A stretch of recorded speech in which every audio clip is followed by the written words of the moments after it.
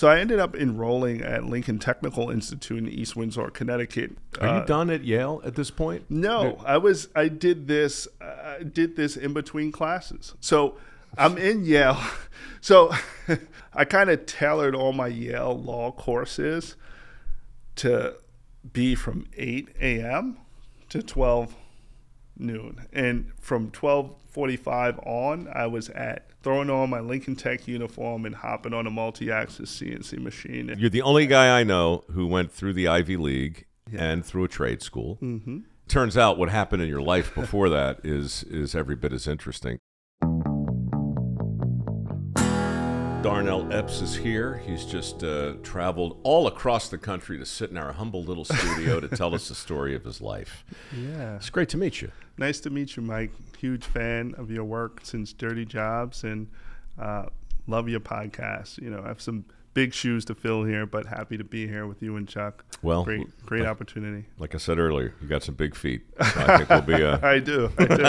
Size 13 and a half. How tall are you? I'm 6'6". I'm 6'6". Yeah. Wow. So you played football in college? No, I played in high school. I played high school football at Sheepshead Bay High School in Brooklyn, New York, where I grew up. And I was a defensive end. I played Pop Warner too. So yeah. Back then, I would say I was a pretty average. It was like my freshman year of high school when I actually put on all that height. It was that summer vacation between middle school and high school, and I came when I seen most of my friends I hadn't seen over the summer. They were like, "What happened?" I just sprouted up. Like I've never heard anyone say they put on height. Yeah, I feel like they put on weight. And sometimes they put on some width. On inches. But you put on some height. Yeah. That's funny. It was quite shocking to many of my friends. But yeah, I'm a tall guy. I'll admit. No doubt. Yeah. So are you you're in Connecticut now? I'm in Connecticut now. Yeah, I work from Connecticut. My wife and I, we moved there. Our kids go to school in Connecticut. Back when I started law school, 2021, which was, a huge achievement for me, given my upbringing and where I come from. And how many kids you got? I have four. Kids. Yeah. You ever think about what the world would be like without Pop Warner? Oh, yeah. Pop Warner, taught me so many things. Just a ton of friendships that I, developed there as a athlete. My dad was a coach at the time. It was at Kings Bay. We played Kings Bay football. Yeah. And a little fun fact is that Bill Lombardi actually grew up in Sheepshead Bay before he went on to coach the Green Bay Packers. I think he actually was an assistant coach for the Giants before he went to the Green Bay Packers. But some fun history there. So the color of our team uniforms was gold and green, just like the Green Bay Packers uniforms at Kings Bay. I didn't like the color growing up, but it grew on me, and I kind of now understand some of the history there. You near New Canaan by any chance? New Canaan? Yeah. No, that is. I was just trying to think. I've been to Hartford, which is where you live now. Yeah. Hartford County. That's where we live now. Yep. And yeah, I haven't been to New Canaan. Where is that? That's in. It was the first time I ever shot in your state. Oh. And it was a dairy farmer, a guy named Matt Freund. And since we're about to talk about reinvention. Yeah. Totally. This was a guy, he was a dairy farmer, and he was kind of a mad scientist, and he had, his whole house and the whole operation was heated by the cow crap, right? Oh, wow. He built these digesters and these fixed film reactors and all this crazy science. And then one day the bottom fell out of the dairy market, and he just couldn't make a living selling milk. And he realized in a way that the crap from the cows might be worth more than the milk. So he started making these flower pots. He called them poo pots. Poo pots, okay. And so you'd put your geraniums in it and then just dig a hole and bury the pot with the flower. Right. And the fertilizer would just make the thing grow twice as fast. Oh. So I thought it was a great story. Yeah, we went and filmed there for Dirty Jobs, and the thing aired, And like 6 months later, the guy had a deal with Walmart. He was selling poo pots in Walmart all over the country. Oh, wow. And it's like, you know, one day, right, you realize the crap's worth more than the milk. And Yeah, it's sort of like my own pathway, right? Like, I don't want to characterize my legal education as crap necessarily, but I will say that, you know, when I went to law school, you know, I had followed really a non-traditional pathway into college anyway, right? Well, look, that's why we wanted to talk to you. Like, Yeah. you're the only guy I know who went through the Ivy League and through a trade school. Mm-hmm. And I just thought that in and of itself would be reason, you know, to get you out here so we could really understand what happened in your brain. But as it turns out, what happened in your life before that is every bit as interesting. So I know you told the story 1,000 times. Yeah. But give me the short version. Yeah, I mean, you know, I kind of write about it in a 2018 New York Times op-ed called "The Prison Old Timers Who Gave Me Life," and you know, I mentioned there that, you know, March 8th, 2000 was the most regrettable day of my life. It was, you know, a moment defined by poor decisions. I grew up in the housing projects in Brooklyn, New York. And it led to devastating consequences, including, tragically, the loss of a life when things escalated between my brother and a man who had sexually assaulted his wife, who was pregnant. And that landed us in prison for 17 long years. Ooh, could have been worse, though. This guy was... It could have been worse. He was in a gang? Yes. So he was a gang member in the community, older than my brother and I. And New York, unlike most states, doesn't have a stand-your-ground law, and you know, my brother could have raised a justification defense or asserted self-defense, but in New York there's a doctrine called duty to retreat, and my brother basically didn't have a chance going to trial with that argument, and he pled guilty, took full responsibility for his acts, and when we, you know, went to prison, we just committed to accountability, personal growth, and, you know, helping others avoid the same mistakes we made. You know, we created programs that helped at-risk youth in Seneca County and other areas in that region of Romulus, New York, where we were at. We worked with the probation department to keep kids out of prison and out of jail, and I feel like helping them make better choices. I feel like you're probably skipping over some big stuff. I mean, first of all, duty to retreat? Yeah, so a duty to retreat means that when, if there's a threat made against someone and someone's going to do them bodily harm, they can't act on that. They can't, if there's an opportunity for them to say, leave the scene, perhaps call the authorities or hop in a car, drive a couple of blocks away. You cannot engage in that confrontation. So in this situation, it was right outside of my apartment building where I lived in those housing projects. And there were threats that were made. And, you know, and this followed the act that had happened to my brother's wife at the time. And again, she was pregnant. And I happened to be with him, right? I didn't actually physically do anything. I didn't shoot anyone. You know, there was a struggle over a weapon, and my brother was wounded in the process, as well as the other individual. And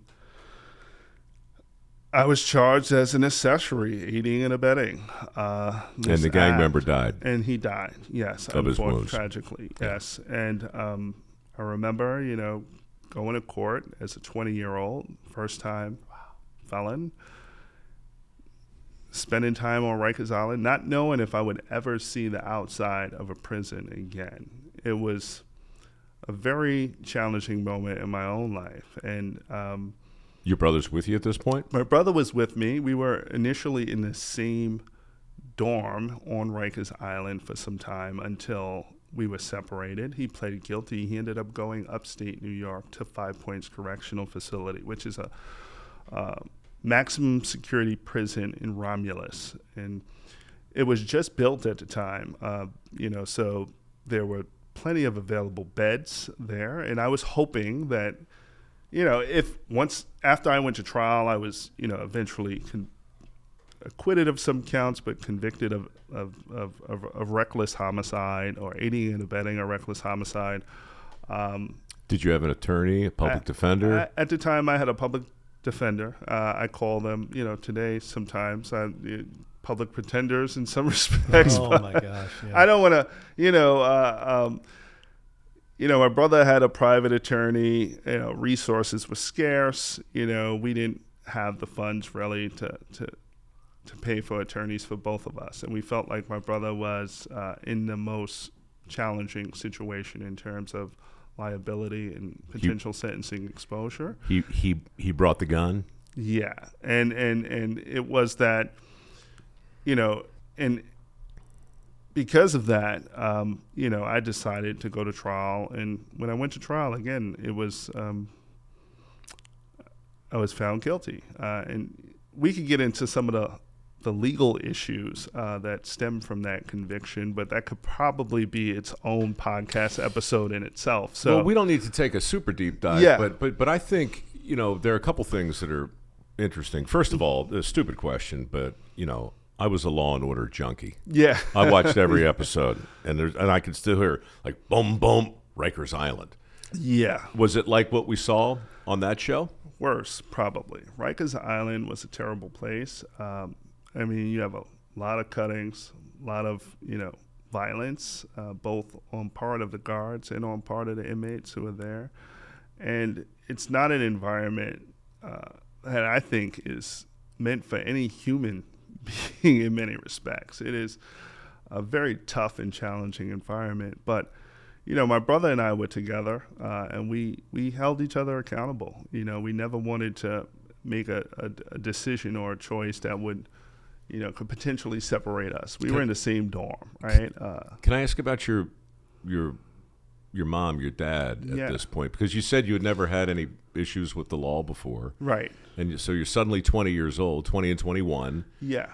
And in about the toughest prison there is under Yeah. circumstances. Most people can't really, all we know is from watching TV. Like most people, that's all we know. Yeah. But if you can paint that, like, where were your folks in the scheme of this? Well, my parents had separated when I was in high school and divorced. And, that was a challenging moment for us. There were 4 boys in the house, right? I had 3 brothers. Daryl, my older brother, was the one who I was incarcerated with. And then I had 2 younger brothers. So my 2 younger brothers moved in with my mother, who was a New York City police officer, believe it or not. Really? Yeah. So, yeah. I did not know that. And she, so you can imagine just a mother's pain. It's not just me. There was actually someone who died. So I don't want to make it seem like, I suffered as much as someone else did or their family. But I will say that, it was devastating to my mother. And she was in court every day. She stuck by us. She was on a visit when we were 5 hours away. She was coming up every month with my nephew, with my sister-in-law, with my brothers to show us support, send us care packages and commissary money. And, I always wanted to have the opportunity to make her proud again, given the amount of shame that I know that came with, going to prison for such a serious offense. And I didn't know if I would ever have that opportunity, honestly. And when I entered, again, I had dropped out of high school. I stopped playing sports in the 10th grade because I missed too many classes. I was kind of a knucklehead, like many at-risk youth in the inner city. And I dropped out, and so when I went to prison at the age of 20, I didn't even have a GED. I had to take a GED exam when I first entered 5 Points Correctional Facility in 2021. And so how long were you at Rikers before, and were you transferred up there with your brother? Less than a year. Yeah, and my brother ended up in Romulus. Then I ended up going to trial, and my trial took a little while, but... why didn't they try you at the same time? Well, my brother pled guilty. So because my brother pled guilty and took responsibility for the act, he was sentenced. And once you're sentenced, you can no longer stay in the city jail. So he ended up going Upstate. to 5 points. Yeah. And there was no guarantee that I was going to end up in the same prison. In fact, odds are you won't, because for security reasons, they don't want two brothers or two co-defendants to be housed in the same correctional facility. And it just so happens, again, because this facility was just built, I ended up being transferred to that facility. And my brother was in a different housing unit, and then we eventually moved into the same housing unit. And then we bunked for 10 years before we were later paroled in 2017. What was Daryl's sentence? It was 17 and a half years to life. And yours? 17 and a half years to life. Now, typically, when someone goes to trial, you get the maximum sentence. 40. Yeah, I could have received upward of that if I were convicted on weapons charges and the top count, and ultimately the judge chose to run those sentences consecutively. But the judge, in my case, didn't feel comfortable. Gustin Reichbach, he did not feel comfortable imposing a sentence higher than what my brother had received. Later on, New York law had changed, and it was clear that the way that the prosecutor's office used the aiding and abetting statute in my case was overbroad, and that the conviction in itself was wrongful. And the Court of Appeals, New York's highest appellate court, had ruled on this issue and said, under the circumstances of my cases similar to mine, the prosecutor, we shouldn't have been charged as an accomplice. The problem with that was that the ruling was not made retroactive. So anybody whose appeal was heard before October 14th, 2004 would not benefit from the court's new interpretation of the statute. Let me ask you this. You dropped out of high school. Yes. Now, are you getting sort of a crash course in jurisprudence as you're Absolutely. going through your own totally. hellscape? Yeah. At the time, there were no longer Pell Grants for incarcerated students. So there was a dearth of college programming inside New York's correctional facilities. And that, came with the enactment of the crime bill in 1994. One of the things it did was repeal Pell Grants for incarcerated college students. So all of these programs that existed in the 90s and maybe late 80s, they just died off. So when I entered the prison system in 2000, the highest level of educational attainment that was available was a GED. So where I learned, my university essentially became the law library. One of the conditions of you... At 5 points? Yes, at 5 points, of you applying to be what's called an inmate law clerk at a correctional facility in New York is that you have a GED and you take a state course on basic legal research, and you pass the final exam. And I did that, and I was hired as a clerk, and I worked as a law clerk in that law library from about 2002 until I was released in 2017. And it was... So you did the full boat. I did the full boat. You did 17 and a half years. Exactly, because there's a federal law called the Anti-Terrorism and Effective Death Penalty Act, again, passed by the Clinton administration, signed by former President Bill Clinton along with the crime bill. But what that did was it restricted the Great Writ, or federal habeas corpus, so that state prisoners like myself could not avail themselves of that federal proceeding if the U.S. Supreme Court has not clearly decided that legal question previously. So you cannot ask an Article III judge, a federal district judge, or a circuit judge to announce a new rule when the U.S. Supreme Court has yet to decide that rule. And if ruling in your favor requires the federal judiciary to announce a new rule, then the writ is unavailable to you. Okay, so to sum up, your brother is married, his wife is assaulted, you two confront that perpetrator. Yes. Things go off the rails. He dies. Your Yes. brother winds up getting shot as well. He pleads guilty, gets 17 and a half. Yes. You go innocent, but also get the same 17 and a half. And somehow you wind up together in 5 points. Yeah. Literally bunking together. Literally bunking together. It was bittersweet. Of course, you don't want to see your loved one incarcerated with you, but to have someone there to talk to who knows you. We were 14 months apart. He's older than me. And we went from the sandbox together, and then to spend that time together in there and to talk about, challenging things and to grieve together when we lost our grandparents, shackled together, going to the funeral.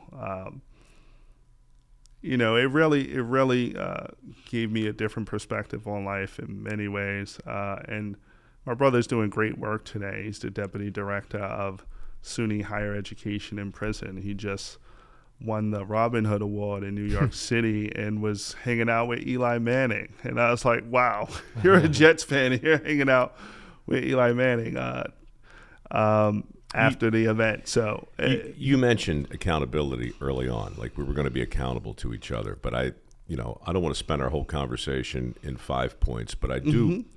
I do want to understand when you decided to, forgive me if I say this wrong, but make the best of it. When you decided, look, this is where we are. We're going to accept this sentence. We'll continue to, take whatever legal avenues are available to us. But while we're here, let's learn. Let's get better. How does that process work? And when did you feel rehabilitated? That's a great question. Really, it came from the realization, that our actions don't simply affect us, right? As simple as that sounds, when you look at your mother and you see the tears in her eyes, or you see your father, you see the tears in his eyes, and you see the impact that your poor decisions have had on so many people,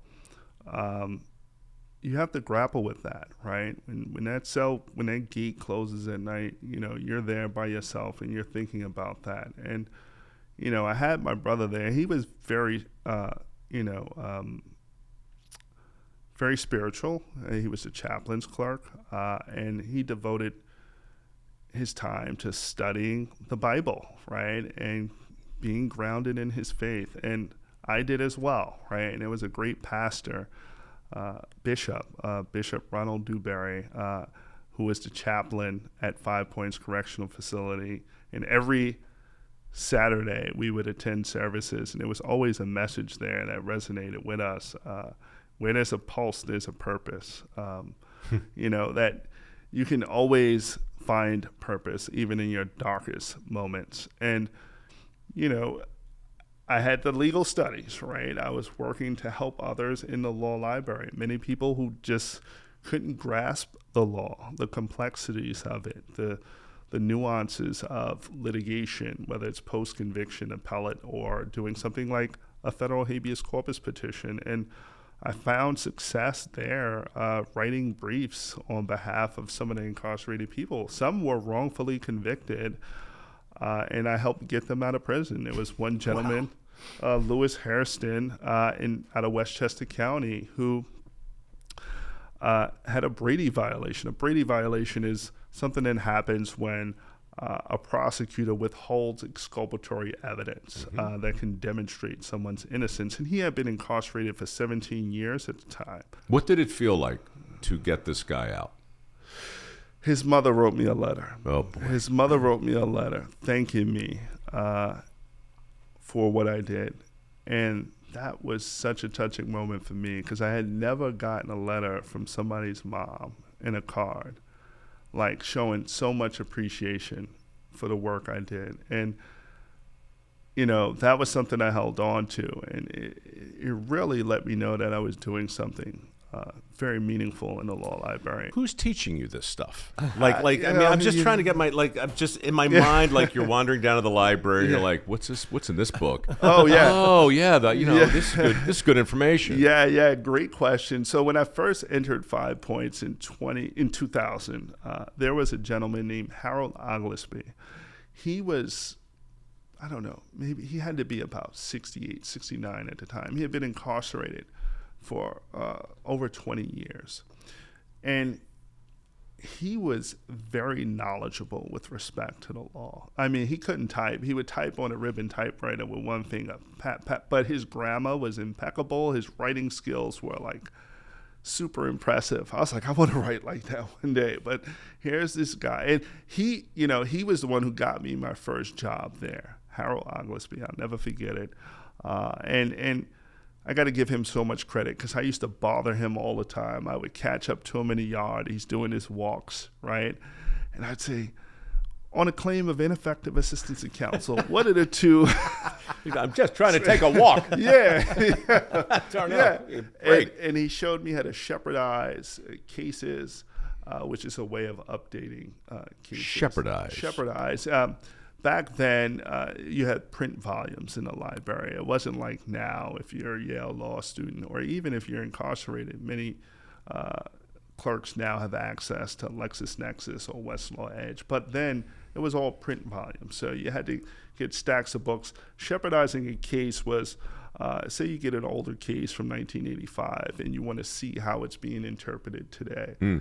By getting the Shepherd's books, you can then update that case and see if the rule is still valid. So there are little codes that are used to show what part of the holding might be questionable today, and you can then pull those cases and see how it's being applied. It's so interesting, the fact that it's that fungible, and what was true 10 years ago might not be relevant today in the same way. Right. I mean, and so to stay on top of that, the law is constantly in flux. How many guys like you are in? Like how many people are doing this? Are it just seems like it's just so fuzzy. But over a 17.5-year period, somehow you're going to explain how a high school dropout winds up in Yale. Yeah, and it sounds like during this period it was just a constant revolving door of mentors. Yes. New cases, yes, constantly talking with people, testing theories. Yes. It must have been consuming. There were some of us who really devoted our time to wanting to study the law. And part of it was motivated by desperation. And, I wanted to get out. I wanted to win my appeal. I felt like I had a meritorious or strong argument. And I had opinions about that. And, so it really, there was a small community, because not everybody is a law clerk inside a correctional facility. It's, you're talking about 4 or 5 people. You have an administrative law clerk, then you have about 2 counter clerks and 2 research clerks that work in there as well. Someone is responsible for teaching the basic legal research course. And, that group typically is a small group. So there aren't many people, but you do have jailhouse lawyers, or so-called jailhouse lawyers, which is a term people often use to describe clerks who work in a prison law library, who are doing some great stuff today. So is there like word gets around, okay, that you're getting smarter and smarter by the day, and somebody, like, what percentage of the population there was like in a queue to talk to you? Oh, well, yeah.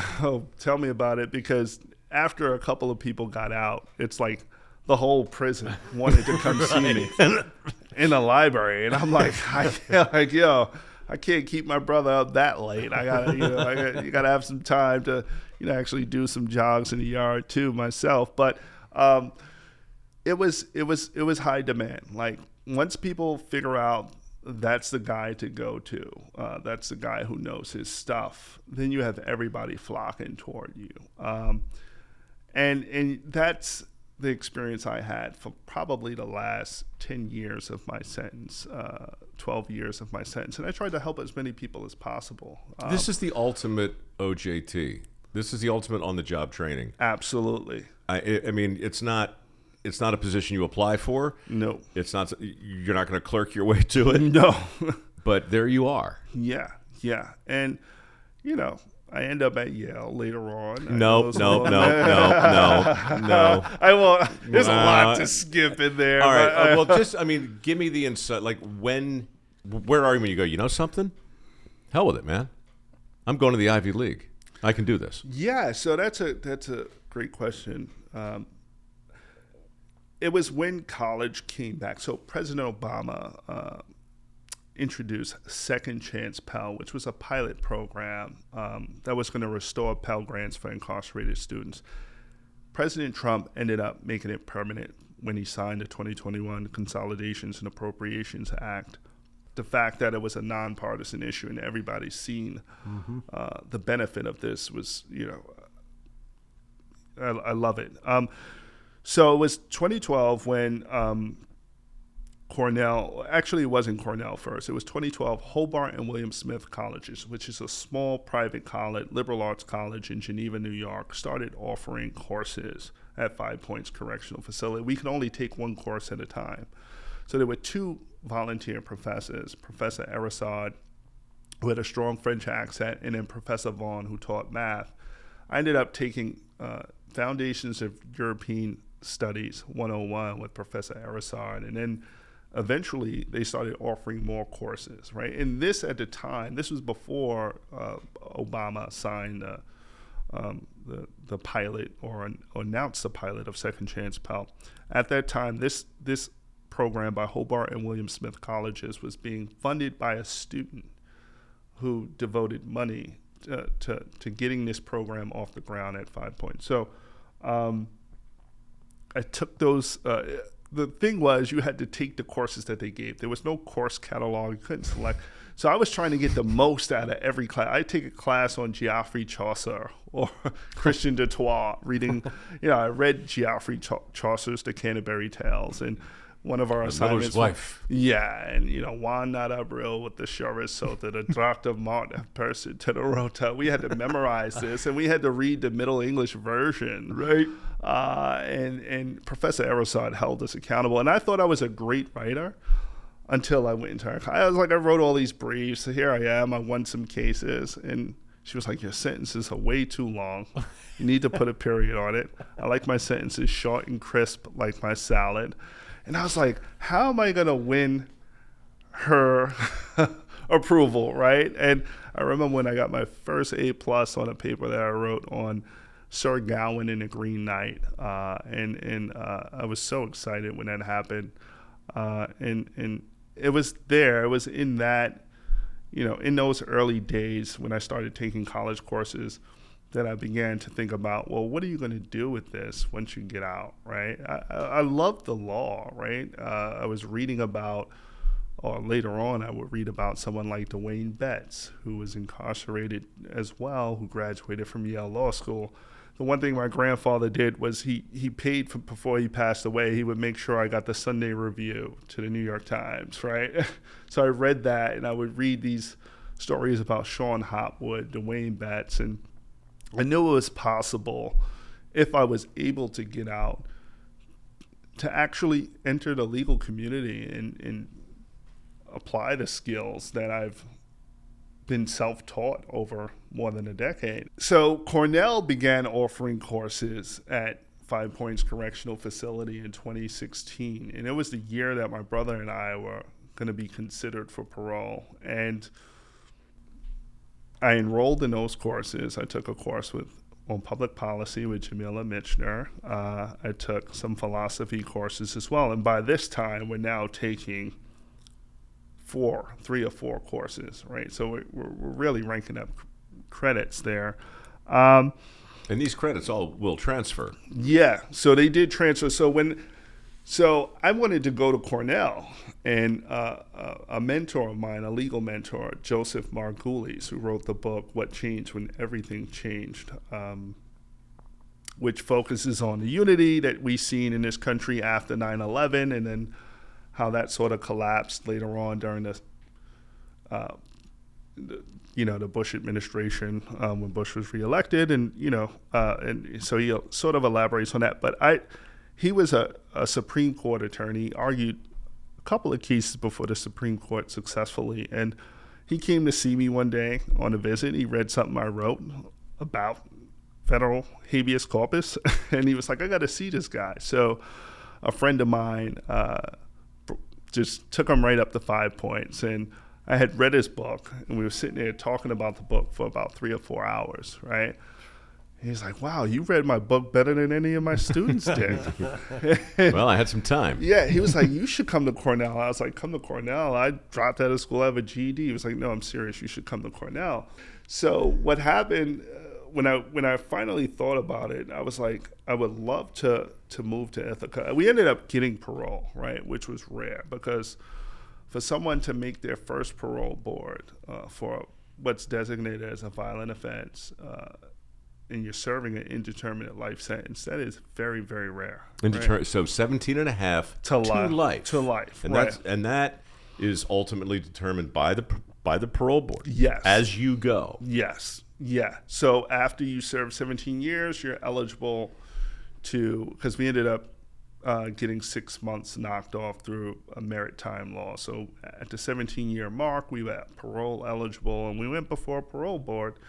And, I remember when I first arrived at 5 Points, there were folks who I met who had been denied parole multiple times after serving their minimum sentence. So some of these guys were serving sentences of 20 to life, and every time you deny parole, you can't see parole for another 2 years. So we called it getting deuced.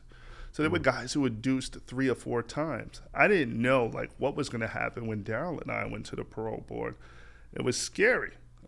You've seen Shawshank Redemption? Yeah, I assume? When Red is just over. He was deuced. Yeah. A dozen Indefinitely. times. Yeah. What a scene that is at the end when he's finally just doesn't give a damn. Sonny, Yeah. I don't know what rehabilitated is. Yeah. Yeah.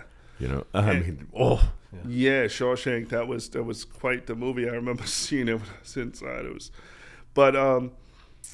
So we didn't know what was going to happen, and we were in the cell in the same cell at that time. We basically had to support an administration, given all the work we were doing around the prison, and with the local community, Project Hope, Seneca County Probation, the Seneca County court system.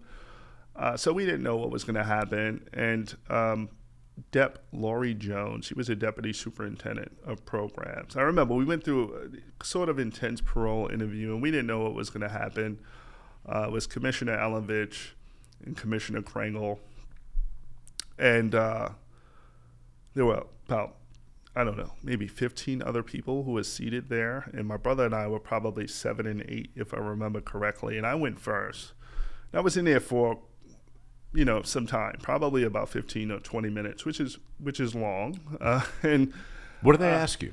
How's the conversation go? They were super impressed with our institutional record. So Commissioner Krangle was like, how could you stay at this prison and not have any disciplinary history? Because we didn't have any misbehavior reports, which is very rare for someone in a maximum security prison. Typically you get over a 17-year span, you're going to get some type of misbehavior report. It doesn't matter if you wire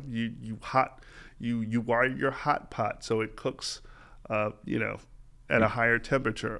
There's so many things you could be written up for, but we had no tickets, and that was something that stood out to them. And they also asked about the crime. They asked questions to kind of see if you took responsibility, and obviously I took full responsibility for my acts, and my brother did as well. And it was just hard to read them. They asked some tough questions. It must be tough because you pled innocent. I pled innocent. So, all right, time goes by, the guy pled innocent, but now he needs to assume responsibility for... And that came up during the parole hearing when Commissioner Elovich asked about it, and I made that point. But she said, so, and I made clear to kind of pivot and then say, like, that doesn't mean my actions weren't wrong and I couldn't have handled the situation better. You know what I mean? Like, I could have handled that situation much better. There's no doubt in my mind. And I always go back to that day and I regret it. You know, and I didn't just like body slam my brother who's shorter than me and like, say, this is stupid. Let's not do this. Throw our lives away, right? But on the other hand, you probably didn't know about the duty to retreat. No, I didn't know it. I actually didn't know what was going to happen, right? I didn't know, honestly, at that time, if the person who was still there, right, when my brother was going to confront him. So there was so much that was unknown to me. I never thought it would escalate the way it did. And, you know, but at the end of the day, I could have made better choices, right? I could have made better choices. And I took ownership of that during that parole hearing. And then he went in, and he was only in there for about 3 to 4 minutes. And one of the things that the parole board said was, you know, this isn't a package deal, right? If we let one of you guys go, that doesn't mean we're going to let you both go. And he took that as meaning that we both weren't going to get out, which would have been the most devastating news for me to give to my family, who had been committed all these years and coming up to see us on a visit. And so I didn't know what was going to happen. My brother, he seemed a little depressed, but he wanted me to get out. He was like, he always used to say in his YAP presentation that, does anybody know what it feels like to wake up and see the worst choice you ever made right in your face? So I didn't know it till I heard his YAP presentation. So he was saying, like, every day him seeing me in the cell, he felt... You were his accessory. Yeah, he felt like it was... he was responsible for that, right? And it took about 4 days before we actually got a decision. So how we got the decision was very weird. You know, I knew that if you would deny parole, typically the envelope that you would get on the legal mail card would be thicker than the typical envelope that you get, because there would be appeal forms in there. So I was like, I'll know from the weight of the envelope if we're denied. So we end up getting called to the school building. So we're in the school building, and I have no business being there at this time, right? Because I have no classes. I'm supposed to be in my program in a law library, and I get this random call out to come to the school building. So I get down there, I'm sitting on the bench. There's no officer at the desk. So I'm like, I'm just going to wait. Here comes my brother down the hallway. I'm like, what are you doing there? He's like, what are you doing here? I was like, I don't know. They just told me I had a call out. They told me I had a call out too, he said. And he just left the chaplain's office, which was his assigned program. He was the chaplain's clerk. So I'm like, wow, what is this, like crisis intervention? Is this going to be like the deputy of programs and the superintendent saying, look, you guys didn't make it, but hold it together. It might happen the next time or whatever. I wasn't sure what to think, right? But I was like, this is a weird way of like us getting a parole decision, if we were getting a parole decision at the time. I just didn't know why we were there. So then I hear these heels clicking down the hall, and it's Dep Laurie Jones at Dep of Programs, who we've always worked closely with in getting these programs off the ground that I mentioned, from PCAP to YAP. And she said, she has 2 envelopes in her hand. She says, I got something for you guys. So she tells the officer who now showed up to open the door. And she tells him, shut the door. So she says, have a seat. She gives both of us envelopes. So we open the envelopes, and we both were granted parole. And I was just like, and then here comes the chaplain, and here comes some of the other civilian staff who knew but were coy about it the whole week and didn't tell us. Oh my God! It's an episode of returning the favor or something. Yeah, I know. And we were, so the first thing I do, I got to run back to the gallery and now tell my family. So I call my mother, and now I didn't call her all week on purpose, because I was like, well, I don't, I'm going to wait till I get a decision, right? I'm not going to have them come into the phone anxious. And so I heard a voice crack. She said, hello, because you hear it's a prison call. You hear, the recording that comes before you actually get to talk. And I heard a voice crack. So I think she was anticipating bad news. I was like, Ma, we made it. And she just started going bananas. Oh my God. Was she retired at that point? She was retired at that point, and my stepfather, Lewis, at the time, who passed away from cancer a couple of years back, he was like, wow. He was like, I guess I don't got to get you anything for Christmas this year. And it was that moment that stands out as like such a monumental moment in my life when that had happened. And then back to the point of me wanting to go to Cornell, typically when you end up in the prison system in New York, you have to go back to the county or city where the crime was committed. So in this case, they wanted to send me back to Brooklyn, but all my family had moved out of Brooklyn. Mm-hmm. So I was going to end up in a halfway house or something in Brooklyn. But my friend that I mentioned who brought Professor Margulies up to visit me had spoken with a judge who was friends with Mary Katzenstein. And the judge's name, Jim Kerrigan. He's now probably in Hawaii somewhere enjoying the sun. Great friend of mine to this day. And he was like, Darnell could stay with me, And I was like, I didn't even know him. He's like, he opened up his doors to me. And so I ended up moving into, he had a residence in West Seneca Street in Ithaca, New York. And I ended up moving there. I didn't know whether to call him Your Honor when he came in or how to greet him. I'd go with Your Honor. He was a city court judge. And then I ended up getting a job as a litigation paralegal with the offices of Wiggins and Polino, and I landed a job through Professor Margulies at Cornell Law School. So I worked for the Cornell Center for the Study of the Death Penalty Worldwide. I wanted to prove myself so much. His wife, Professor Margulies' wife, was the clinical professor of law, Sandra Babcock, at Cornell Law School. And I wanted to prove myself to her and Delphine and Sharon so much. They gave me a writing assignment. I think it was based on Moore versus Texas, a recent criminal decision that came down from the U.S. Supreme Court. And they wanted me to brief the case and to give an analysis of the case. So I did that. And I told them, look, I'll work for you guys for free. I'll work for you for free. Just give me a letter of recommendation so I could get into the undergraduate school, right? Arts and sciences, right? And Sandra, Professor Babcock, was like, we pay people for their work around here. And she ended up hiring me. So I hadn't even been accepted to Cornell as an undergrad yet. And I was working with law students at the law school. Oh, my God. That's unbelievable. Yeah, so I end up graduating from Cornell in 2020. The pandemic hit. So they kind of shut down classes and everything went remote. I took a gap year to study. You got to take the LSAT and stuff like that when you apply to law school. And I also wanted to earn some income before I moved to Connecticut because it's a big move and I had a family, So started working for a nonprofit, Ithaca S&R, doing research around academic libraries and stuff like that.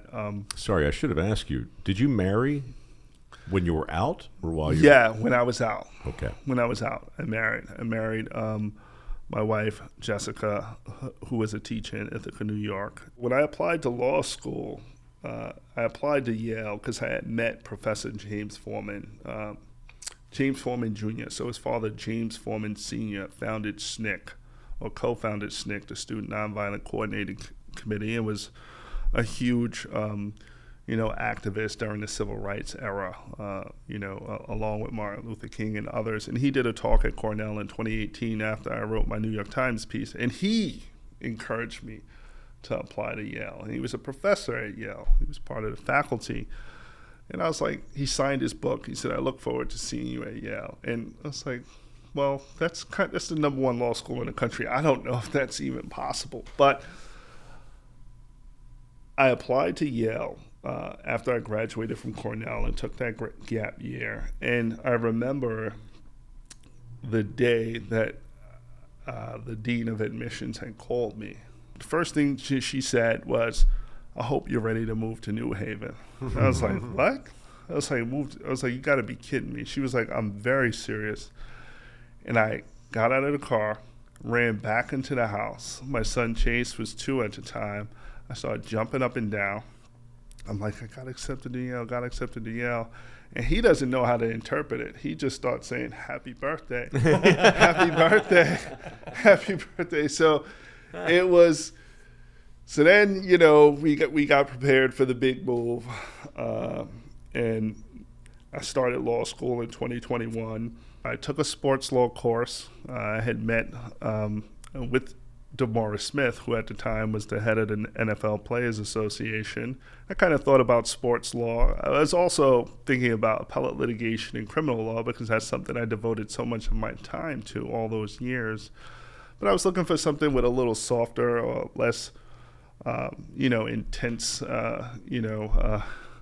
bend to it. But at the same time... Were you 39 at this point? 40 maybe? Yeah, 39, 40 actually at the time. So I had also met Matt Blodgett, who was an investor and general partner at Praxis Ventures. I ended up learning that Matt was an investor in companies that are at the intersection, or startups that are at the intersection of IT and manufacturing. And what he started talking about was the fact that there was this skills gap, right? No employers could find top of the funnel talent, that the baby boomers were quickly leaving these careers after COVID, right? And many of the companies that he was associated with just couldn't find top of the funnel or entry level skilled labor. So I was like, wow, that's fascinating, because I was doing clinical work with Professor James Foreman at the time as well. And, there were many people in New Haven who were in need of middle-class jobs that didn't require 4 years of college, because many of the job openings that Matt was talking about didn't require a 4-year degree. And, some were union jobs, some weren't, but paid well above a living wage. I was like, wow, why isn't that messaging getting across to communities where the hunger for economic opportunity is greatest? And I wanted to know more about it. I had done some research. I read a report by Deloitte, which said that 2.1 million jobs in advanced manufacturing were expected to be unfilled due to the existing skills gap. I read that report. And, at the time, there were 500,000 construction jobs that were unfilled. And I was like, wow, this is a tremendous opportunity to, kind of connect people in underserved communities to some good careers. Because many of the people I was seeing in New Haven, which had a 26% poverty rate and a median household income of $42,000, they were working in the food service sector or the retail sector, the gig economy, right? And they needed jobs that, offered good benefits and a living wage. So I ended up, going to the IMTS conference in Chicago with Jacob and Matt, and we did a panel on the main stage in IMTS, and then I went on sort of a road trip with him and Matt, where we toured several of his factories throughout the Midwest. We went to Watlow, we went to Dexter. Our final destination was this place called the Gene Haas Kentucky Advanced Manufacturing Institute, which is in Paintsville, Kentucky. Sure. And we were going to meet with their executive director, Kathy Walker, who was running a program, a boot camp essentially, that was initially launched to provide skills training to people, to dislocated coal workers and their families. But then it eventually expanded. Are you done at Yale at this point? No, I did this in between classes. So I'm in Yale. So we ended up going on this tour. This was September 2022. So we end up at the Kentucky Advanced Manufacturing Institute, and it was a great program. And I mention it because it was something that really inspired me to do more work in this space. It's not only free, but they provide a stipend to all the trainees of $1,700 a month, and all the cutting edge skills from additive manufacturing, CAD/CAM modeling, to mechatronics and machine industrial vision technology. You get 8 NIM certifications when you're there. It's a remarkable program, and I attended the graduation, and there was so many,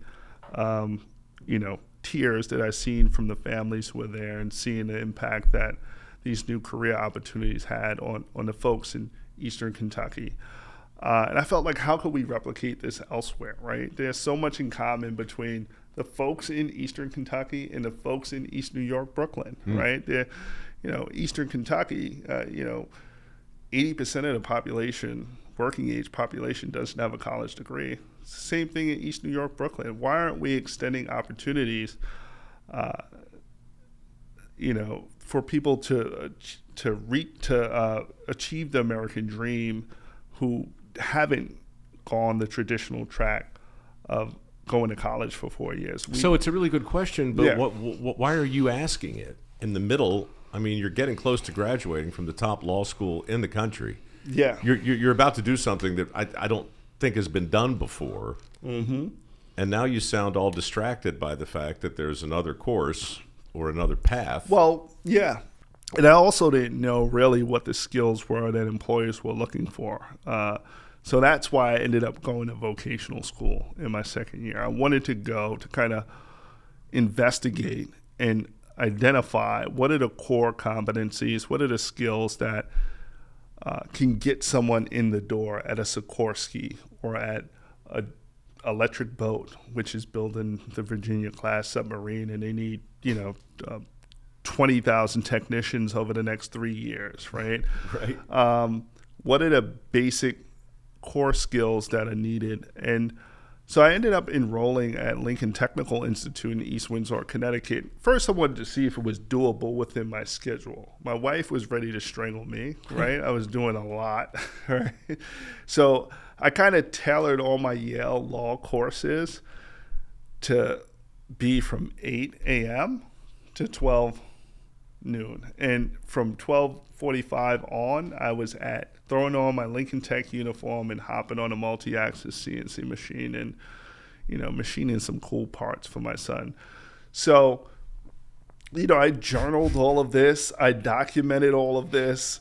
I developed a lot of friendships during my time at Lincoln Tech.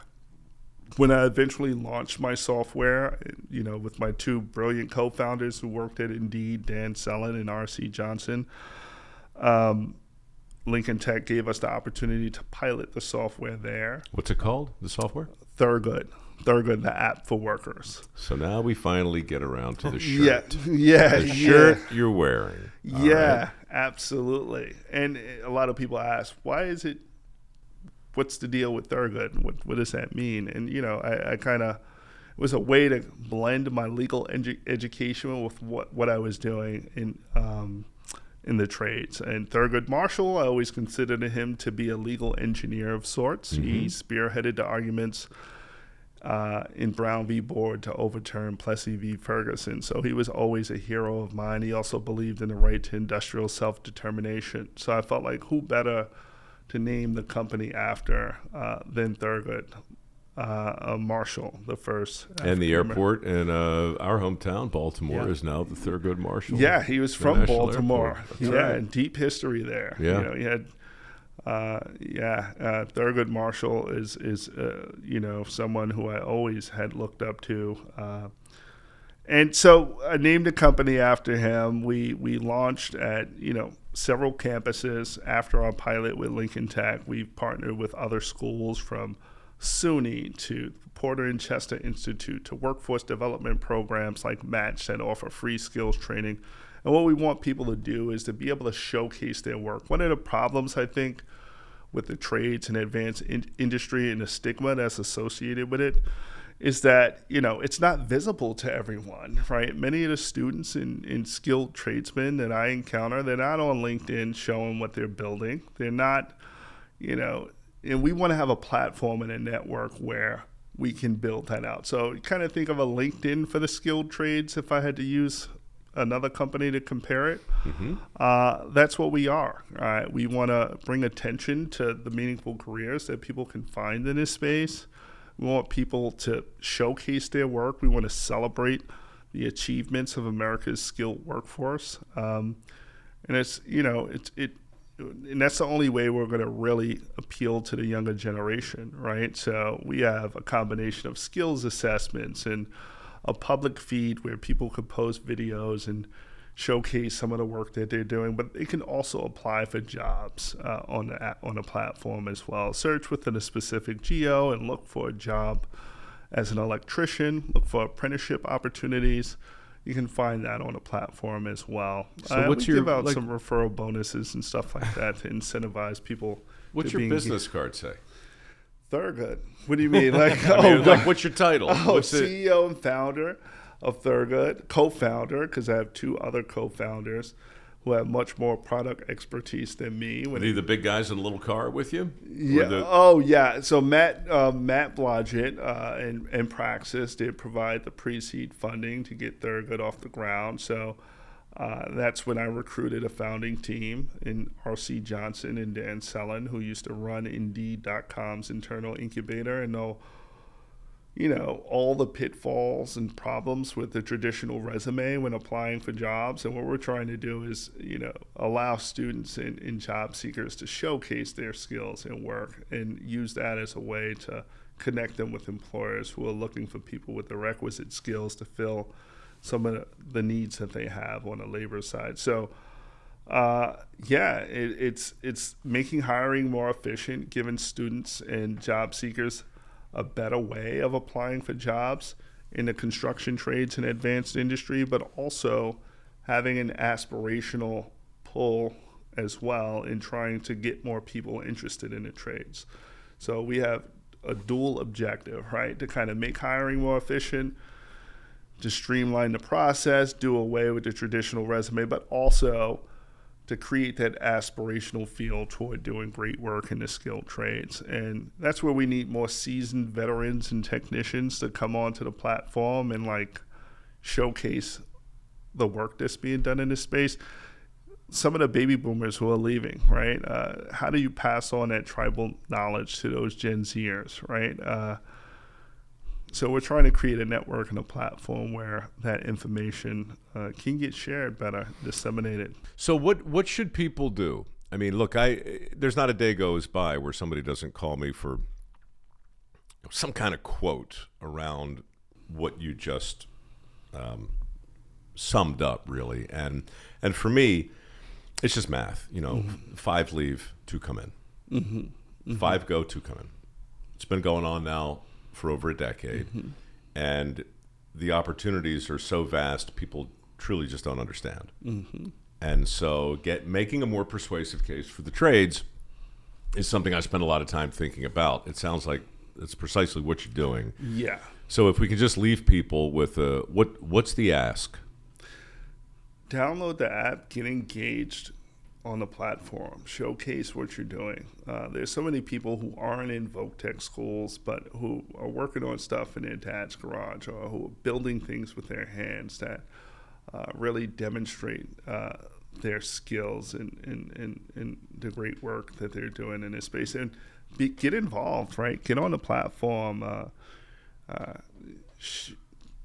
share some information about, what it's like to work at Sikorsky for 30 years, the benefits of doing it, the types of opportunities that it opened up for you. How about a welder? How about an HVAC guy? How about an electrician tech, somebody who's just got it done right today? Exactly. Film it, put it up there. Exactly. So you have this is what I did. Yeah, you have electricians who've been sharing some of the work they've been doing in our public feed, because you have the option to just create a portfolio that's visible to employers, but also to post something in a public feed that anyone can see. So if you downloaded the app now, you would see some cool posts and videos from students and people working in the trades who just want to show some of the stuff that they're building. So that's the ask. That's the ask, is to download the app, get engaged on the platform, and help build out this community and bring awareness to the careers in this space. Brother, you took the scenic route, but you got there, man. Yeah.